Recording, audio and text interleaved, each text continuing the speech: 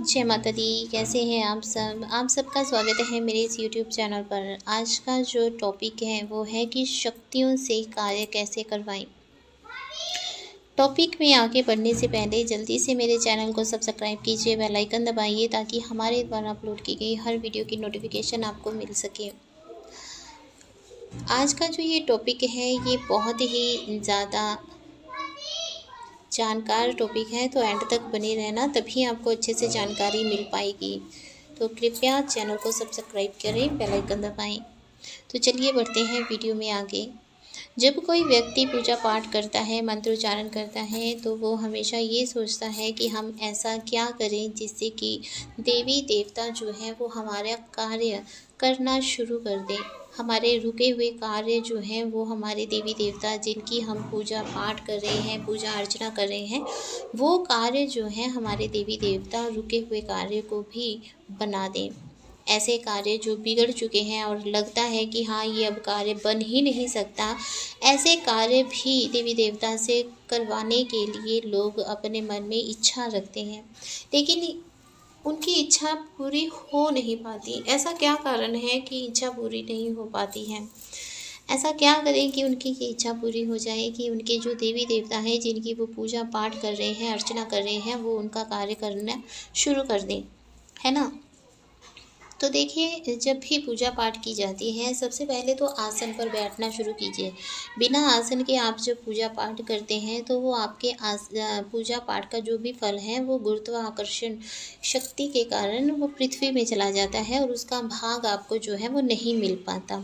Main कारण तो ये है, ठीक है। छोटे छोटे बहुत से कारण हैं जो मैं आपको स्टेप बाय स्टेप बताऊंगी, चाहे आप उसे नोट कीजिए, चाहे आप उसको याद रखिए।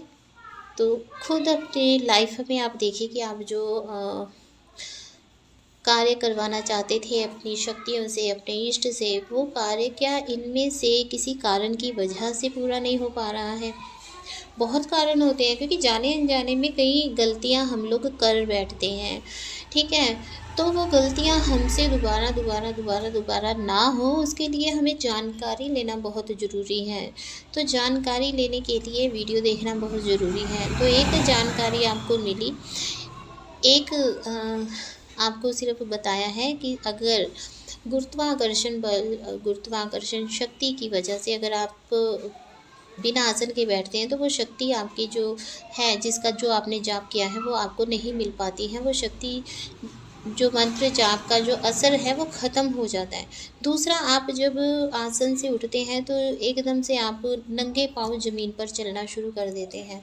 तो कभी भी नंगे पाँव आपने कम से कम 15 मिनट तक ज़मीन पर पैर नहीं रखना है, ठीक है। क्योंकि अगर आप ज़मीन पर पैर रखते हैं तब भी वही स्थिति आ जाती है कि आपने जो पूजा पाठ किया है वो धरती में चला जाता है और आपको उसका फल नहीं मिल पाता।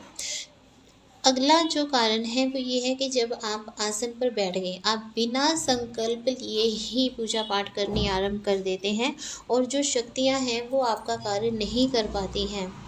तो इसलिए जब भी आप अपना कोई कार्य सिद्ध करना चाहते हैं, ठीक है, तो उस कार्य सिद्ध करने से पहले जब आप बैठे हैं पूजा पाठ करने के लिए, एक आपने आसन पर बैठना है, दूसरा आपने आचमन करना है, तीसरा आपने संकल्प लेना है, ठीक है।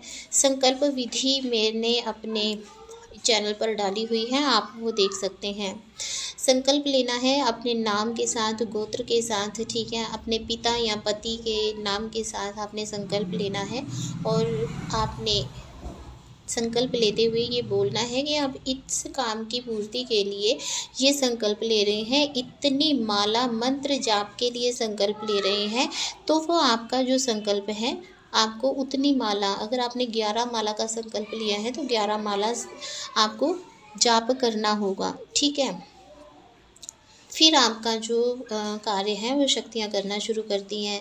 देखिए, जब भी आपने कोई कार्य करवाना है किसी शक्ति से, अपने इष्ट से, तब बहुत ज़रूरी है छोटी छोटी बातों का ध्यान रखना। सबसे पहली बात तो कि आपको अपनी मंत्र शक्ति को बढ़ाना है। जितना ज़्यादा आप मंत्र शक्ति को बढ़ाएंगे, जितनी ज़्यादा आप पूजा पाठ करेंगे, भक्ति करेंगे, शक्तियाँ आपके बस में होती चली जाएंगी।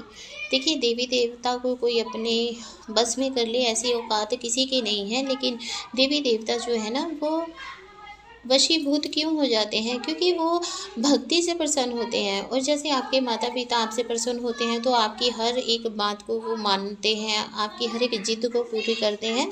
उसी प्रकार से जैसे आप मंत्र उच्चारण करते हैं तो देवी देवता भी आपसे प्रसन्न होते हैं और आपकी हर एक बात को, हर एक मनोकामना को वो पूरा करते हैं। ठीक है, तो इसलिए आपने जितनी ज़्यादा हो सके मंत्र शक्ति को आपने बढ़ाना है। ठीक है, मंत्र शक्तियों को आपने बढ़ाना है।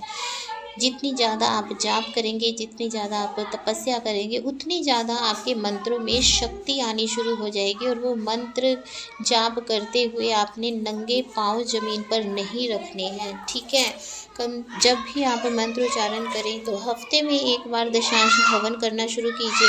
दशांश हवन करना बहुत ज़रूरी है। ठीक है, तर्पण मार्जन करना बहुत ज़रूरी है। और नंगे पाँव आपने ज़मीन पर पैर नहीं रखने हैं। फिर आपने चलो संकल्प किया, आपने मंत्र उच्चारण किया, फिर आपके मंत्र उच्चारण जो है, आपने मंत्र उच्चारण की जो शक्ति है, ठीक है, वो जो है उसका भाग जो है वो इंद्र देवता ग्रहण कर लेते हैं।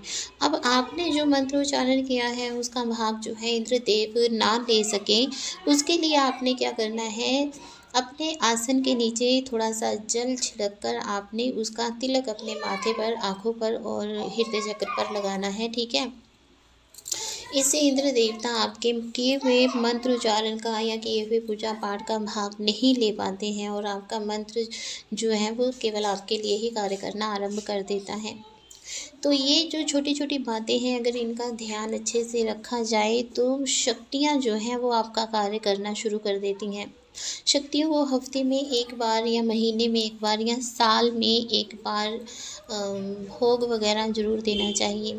जैसे कि अगर आप माता दुर्गा की आप आराधना करते हैं तो आपको क्या करना चाहिए, साल में एक बार तो माँ के नाम का कीर्तन करवा लेना चाहिए। इससे क्या होता है कि प्रसन्नता बढ़ती है। माँ दुर्गा आपकी की हुई इस भक्ति से और भी ज़्यादा प्रसन्न होते हैं।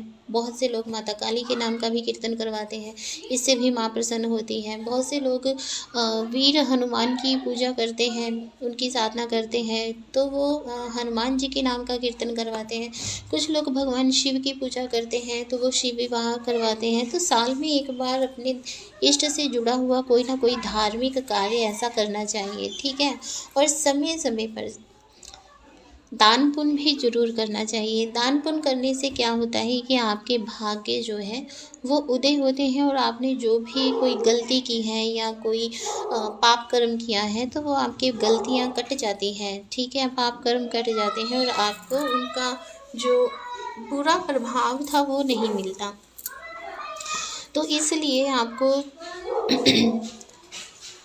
भजन कीर्तन का भी हिस्सा बनना चाहिए और दान पुण्य का भी हिस्सा बनना चाहिए। दान पुण्य भी आपको करने चाहिए। ठीक है, घर में आप जो भी जोत वगैरह जगाते हैं आप हवन ज़रूर करें। जो भी आप मंत्र उच्चारण करते हैं उसका हवन ज़रूर करें। ठीक है, इससे क्या होता है, शक्तियाँ प्रसन्न होती हैं और शक्तियों की शक्ति बढ़ती जाती है। ठीक है, और वो आपके लिए सभी अड़चनों को दूर करती हैं और आपका काम बनाना शुरू कर देती हैं। तो ये जो विधि थी बहुत छोटी सी मैंने बताई है।